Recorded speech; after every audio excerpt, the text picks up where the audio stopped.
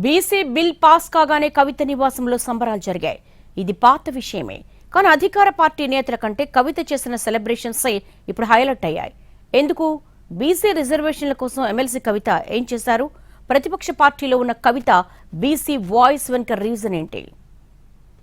తెలంగాణ శాసనసభ శాసన మండలిలో బీసీ రిజర్వేషన్ల బిల్లు పాస్ అయింది. అధికార పార్టీతో పాటు విపక్ష పార్టీలు కూడా ఈ బిల్లును సమర్థించాయి. ప్రధాన ప్రతిపక్షంగా ఉన్న బీఆర్ఎస్ సమర్థిస్తూనే కొన్ని తప్పులను చూపింది. చివరకు బిల్ పాస్ అయింది. తర్వాత కాంగ్రెస్ ప్రభుత్వ పెద్దలను బీసీ సంఘాల నేతలు కలిసి ధన్యవాదాలు తెలిపారు. అదే సమయంలో ఎమ్మెల్సీ కవిత నివాసం దగ్గర కూడా బీసీ సంఘాల ఆధ్వర్యంలో సెలబ్రేషన్స్ పెద్ద ఎత్తున జరిగాయి.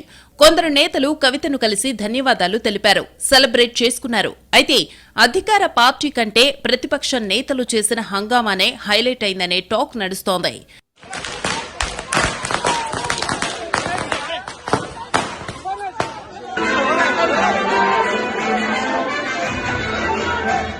కవిత ఇంటి దగ్గర ఇలా సంబరాలు చేయడంపై అటు పార్టీలో ఇటు బయట ఆసక్తికర చర్చ జరుగుతోంది.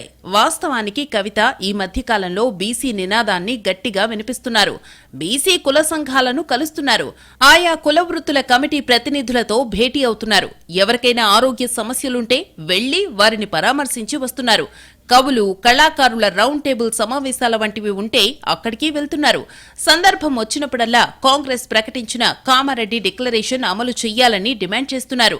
రాజకీయ పార్టీలు బీసీలకు 42% టికెట్లివ్వడం కాదు, దానిపై ఒక చట్టమే తీసుకురావాలని ఆమె వాదిస్తున్నారు. అది కాక కాంగ్రెస్ ప్రభుత్వం నిర్వహించిన కుల గణనలో కవిత పాల్గొన్నారు. తన వివరాలు నమోదు చేసుకున్నారు. కేసీఆర్, కేటీఆర్, హరీష్ రావు ఎవ్వరూ తమ వివరాలు ఇవ్వలేదు. ఈ విషయం కూడా కవిత అడ్వాంటేజ్ అయ్యిందని చెబుతున్నారు. మొన్న బిల్లుపై చర్చలో మాట్లాడారు. ఈ సందర్భంగా ఆమె కొన్ని సూచనలు చేశారు. గ్రూపులు, సబ్ క్లాజుల విషయంలో కొంత క్లారిటీ కావాలని అడిగారు. బీసీల కులగణన ఏదైతే చేసినారో జనగణన కంప్లీట్గా గ్రామాల వారీగా ఏ కమ్యూనిటీ వాళ్ళు ఎంతమంది ఉన్నారో గ్రామ పంచాయతీలో పెట్టండి. ఏమన్నా అభ్యంతరాలు ఉంటే వాళ్ళు చెప్తారు, తప్పుంటే సరి చేసుకుందాం. సరే, ఒకవేళ వాళ్ళు 56% ఉన్నా మేము 42% రిజర్వేషన్ ఇస్తామంటే ఇట్స్ ఓకే, పాలసీ డెసిషన్. అందులో తప్పు పట్టం మేము, అది మీ ఎన్నికల ప్రామిస్, మేము ఇంతే ఇస్తాం. కానీ లెక్కలు తప్పు చెప్పడం వల్ల ఫ్యూచర్ జనరేషన్స్కి ఇబ్బంది అవుతుంది. అది విద్యలో ఇబ్బంది అవుతుంది, రేపు పొద్దున ఎంప్లాయ్మెంట్లో ఇబ్బంది అవుతుంది, ప్రమోషన్ల విషయంలో వచ్చినప్పుడు ఇబ్బంది అవుతుంది, మనల్ని మనమే మోసం చేసుకోవడం అవుతుంది తప్పితే ఇంకోటి కాదు. కాబట్టి ఖచ్చితంగా భూసాని కమిషన్ రిపోర్టు టేబుల్ చేయాలి అధ్యక్ష. కులగణన వివరాలను కూడా గ్రామ పంచాయతీల వారీగా టేబుల్ చేయాలని చెప్పి నేను డిమాండ్ చేస్తా ఉన్నాను అధ్యక్ష.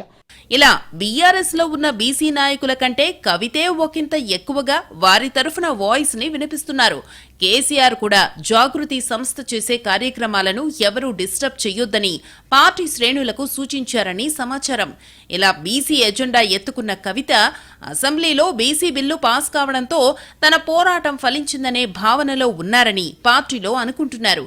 ఇది కవితకి సొంత ఇమేజ్ తో పాటు పార్టీకి కూడా ఆ యాక్టివిటీ ఉపయోగపడుతుందని బీఆర్ఎస్ నాయకులు చెబుతున్నారు.